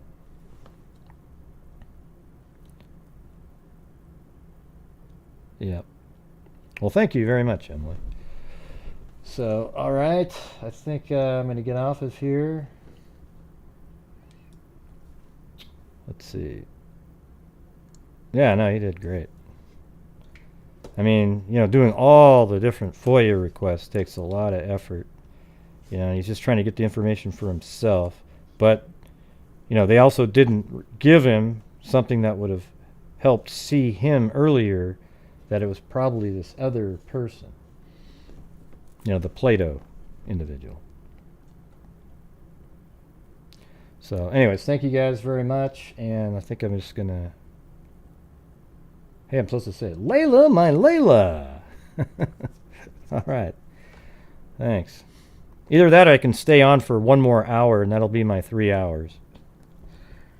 What do you guys think?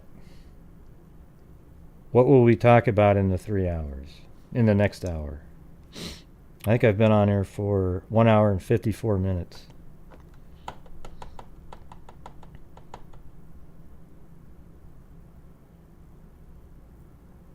Well, you know what? I'm not going to do anything else right now. I might come back on later, but I don't want to. I just want this to be about this case. Okay. So thank you to Tracy, Zozo, Mag, Holly Evans, and thank you very much again, Mag, for the PayPal earlier. Very generous. Chuck Sims, Linda Howell, Lane Dune became upgraded to Oogla Boogla Freaks. Emily Flotilla, One Sly Angel, Kevin Brown, Jess Trombley. I'll just say Jess, easier. I don't know if I said it right. Michelle Nicholas, LM, Emily Flotilla, and Layla, my Layla. Hey, let's see. But, you know, I have been thinking about, this membership thing. It's just, it makes me feel so bad when you read people, they like being able to support, but they can't afford to, I don't want to, I just feel like I'm like a Grinch or something, I don't know, some shitty person. I don't know. I was just, I was just thinking of doing something like, that first tier's there, but it doesn't, you get the emojis and you just don't get all the community posts, and you wouldn't, and then it'd be rare for like a live stream just for members. Maybe you wouldn't get to be on most of those. Okay? Something like that, so that later on you'd want to upgrade, because maybe we would do, I'm thinking of doing like more live streams where sort of working through what the show's going to be about, or working through doing a Nefarious video or something like that.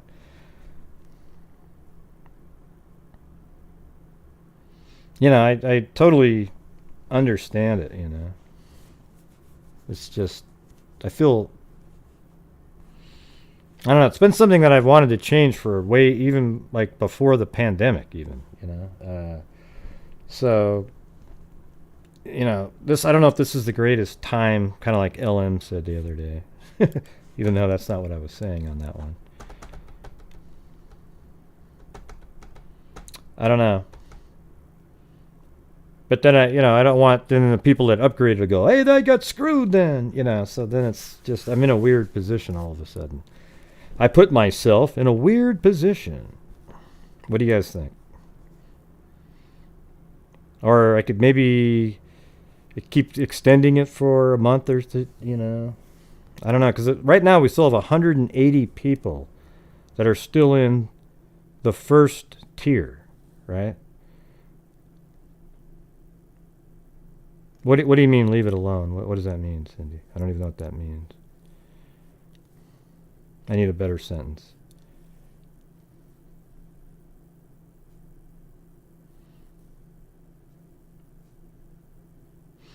Yeah, well, I'm thinking what I'm going to do is I'm going to change, like you'll still get the discount if you get merch, and you'll get,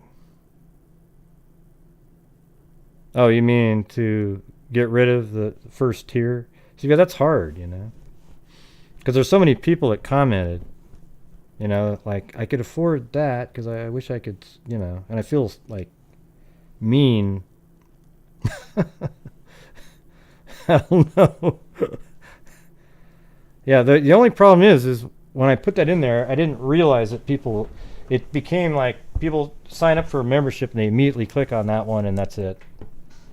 And I'm trying to make there at least be a bigger delineation. So if I kept the first one, but made it so that you didn't really get, like, let's say there's a show that I make private, or not private, but for members only. You won't get to watch that or something. But at least you still get the emojis, the discounts, and that kind of thing. Well, I think so, because, it's really, the income doesn't really increase that much when you get 10 new members and they all sign up for the $1.99, and then YouTube takes 30%. But if it's, 50, I don't know. You get what I'm saying, though? Like, if 10 new people signed up for the $4.99, then you have $49.99. But the other one would have been 20. You know, it's only $3 more a month, the lowest tier that I want it to go to. Yeah. Well, I don't know if when you say I'm thinking too much in it, that doesn't make any sense. I'm just thinking about how I feel. You know, like there's people that they could afford the $1.99, and even if it was hard for them, they were going to keep doing that.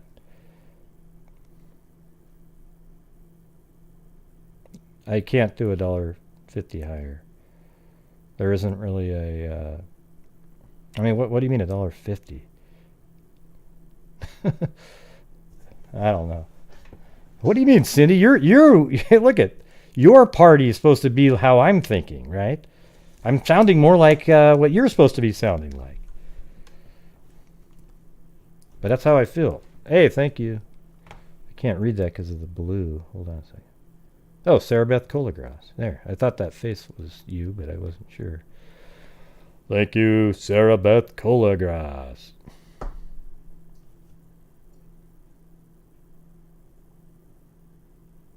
Yeah, but why? That doesn't make any sense, Darlene. I mean, I've already got, you know, then I'm making a new lower tier. It's just kind of, you can't increase it. Let me tell you how it works, everybody. I don't know if I explained this well, but if I have to get rid of a tier, it just goes away, and every single person that was in the tier is removed. Okay? Well, Darlene, you're not even a member at all, so, you know, it didn't help you out when it was $1.99, you know what I'm saying?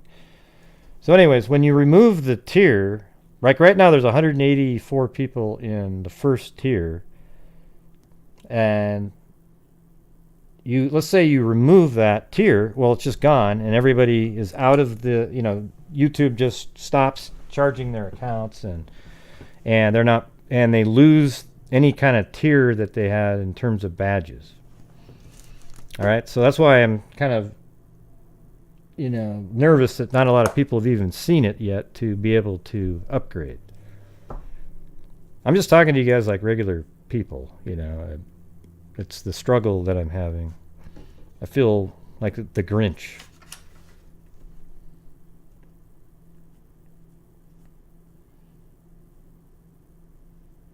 Yeah.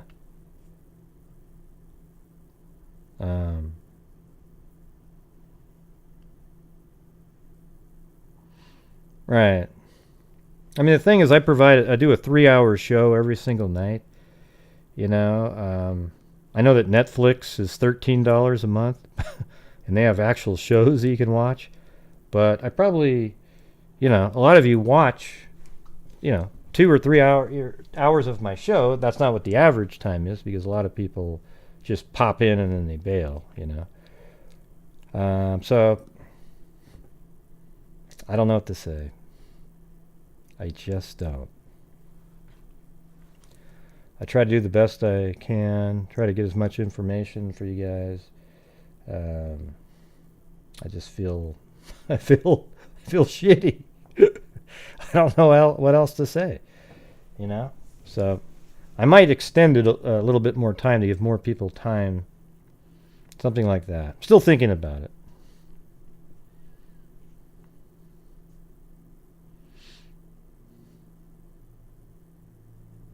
Yeah. Well, but I appreciate everybody's support. I'm just trying to have a conversation right now, just let you know how I'm feeling.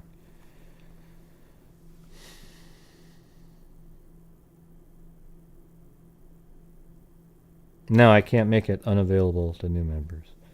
That's what sucks. I mean, there's a lot of things that they didn't really think through. Like, I actually think that members should also get a badge, you know, like in between your image and your name. They should have a badge of what tier you're in. Something like that. Because I think that would make it sort of good. But when it's not like that, everybody looks exactly the same. Yeah, I could do pro and con all day long. Yeah. I don't know. It's hard to say.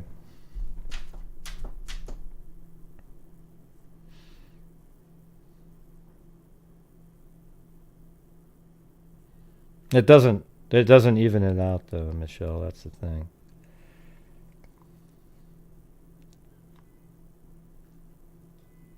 You know, because if 10 people become a member, which, you know, I've actually gone from 360 to 320.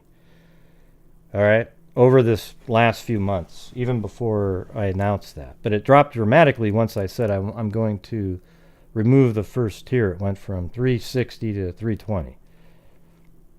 All right, so and I've been around 360 for a long time.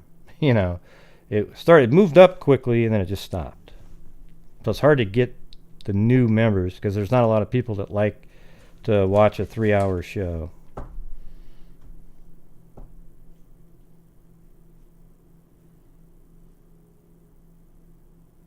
I don't know, my gut, you know, it's more like, what is, you know, there's a heart and a gut and all kinds of different things. Don't know. Yep. Yeah, hope so, Jess. But anyway, hey, thanks, Chad. Appreciate it. Yeah, I mean, I hope you guys see that there's a difference on my show than some of the other live shows that are out there. Okay, I feel like there's a lot more that I put into it. I mean, it's literally a lot of times they're 3 hours of actual stuff. You know, it's not like we do chat sometimes about something, but it seems like we're always going over things, and it's interesting. So, anyways, everybody, I'm going to get off of here. I might come back on later. I don't know at this point, but I appreciate you guys all showing up for this one. All right. But I don't know, I am thinking about it, but I also don't want to make the people mad that move from the $1.99 to $4.99. You know, it might be something where I extend it another month or something to see if I can, you know, as many people from the lower level to that one. But I've already changed some wording in there. I want people to feel like they're getting something if they... forget it. Jeez, I can't even... It's hard to even articulate.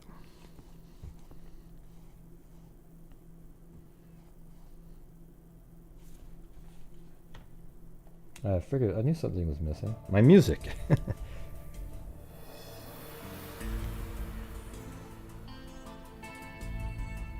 I'm not sure why they'd be locked.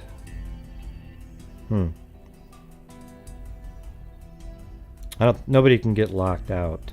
Yeah. You might want to sign into Google again or something like that.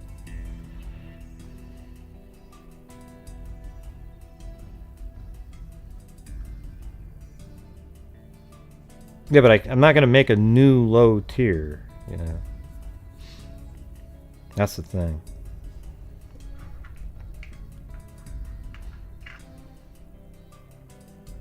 Because then it'd be too close to the second one. Okay. So are you saying you're grayed out now? I don't really know how to help you though. That's the thing. It's not like that for anybody else. Yeah, they never help anybody. YouTube. They don't give a shit. No, it's not the change. Yeah, they always say that. Yeah. You know, for example, I couldn't comment.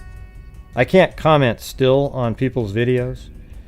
And they say, no, it's their setting towards you. And I'm like, no, it's not. There's people I've never even seen before. What, was there a newsletter that says block gray? You know? No, it's not like that. Then you go, well, send us a video. Then I show a video. Oh, yeah, you need to get them to... No, it's not them. It's you guys have me set as you have a disposition on my account.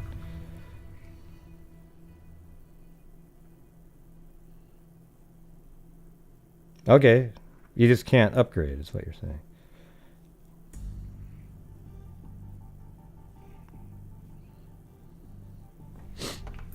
Oh, really? Jesus. What was their answer, William?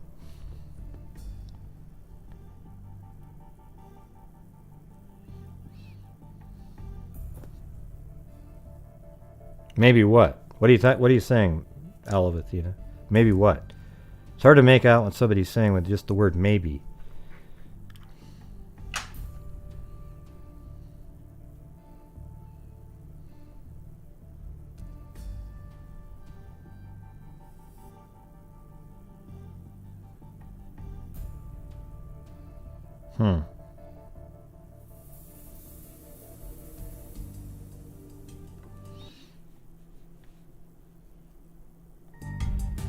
Let me guess. Alvathina was saying maybe they did send out newsletters. And let's see, they didn't reply to any other comment or make any other comments whatsoever the whole show. So I'm going to have to say goodbye to Alvathina. Goodbye, Alvathina.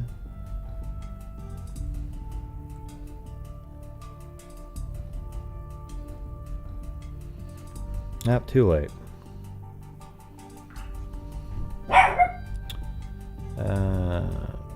Yeah, so I don't really know what's going on. Sorry, everybody. Anyways, I'll figure it out. So appreciate you guys showing up tonight, and we will see you guys to maybe tonight or maybe tomorrow. I don't know. Not really sure how it's going to work. But yeah, like I said, I am feeling bad. I'm reading the messages that people leave. You know, like especially the ones that say, well, I like knowing that I was able to support your channel, but I won't be able to afford the, you know, that's like, God, makes me, you know, it's not even about the money part of it. It's more just like, wow, I feel crappy making it so somebody can't support me.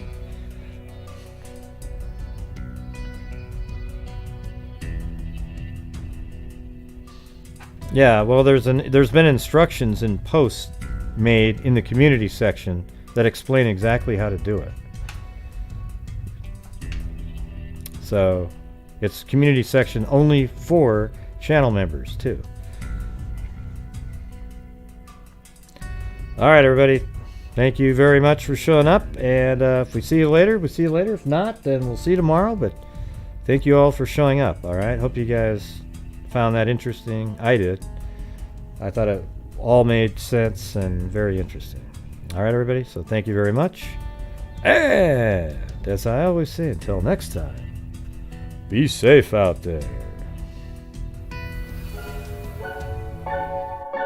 Yeah, I've been doing this true crime thing for quite a while now. And during this whole time, I have not seen one person that is a crime dissector, thug rejector. I'm a certified human lie detector. Gonna get ya on a stretcher if you try and play me like an old projector. Crime sector is my nectar. Professor Gray is gonna give another lecture. Crime collector, man, she's pretty good. Nectar, and I'm always gonna be a pup protector. Fool deflector, interceptor, and I'm meaner than a spectre with a vector on his spectre. With all respect, y'all, just remember I've a temper fucking check ya. I have no agenda, I'm a pretender, and I'll serve it to you straight without the blender. And in the end, I'm gonna send ya on a mission to reveal the true offender. Yeah, so I'll just get right back to work. All right, everybody? Talk to you. All right, that was really cool, Gray. Wait, you're talking to me? Yeah, I said your name. Oh, boy. All right, everybody. We'll see you guys later. Gosh, Gray, you're so mean.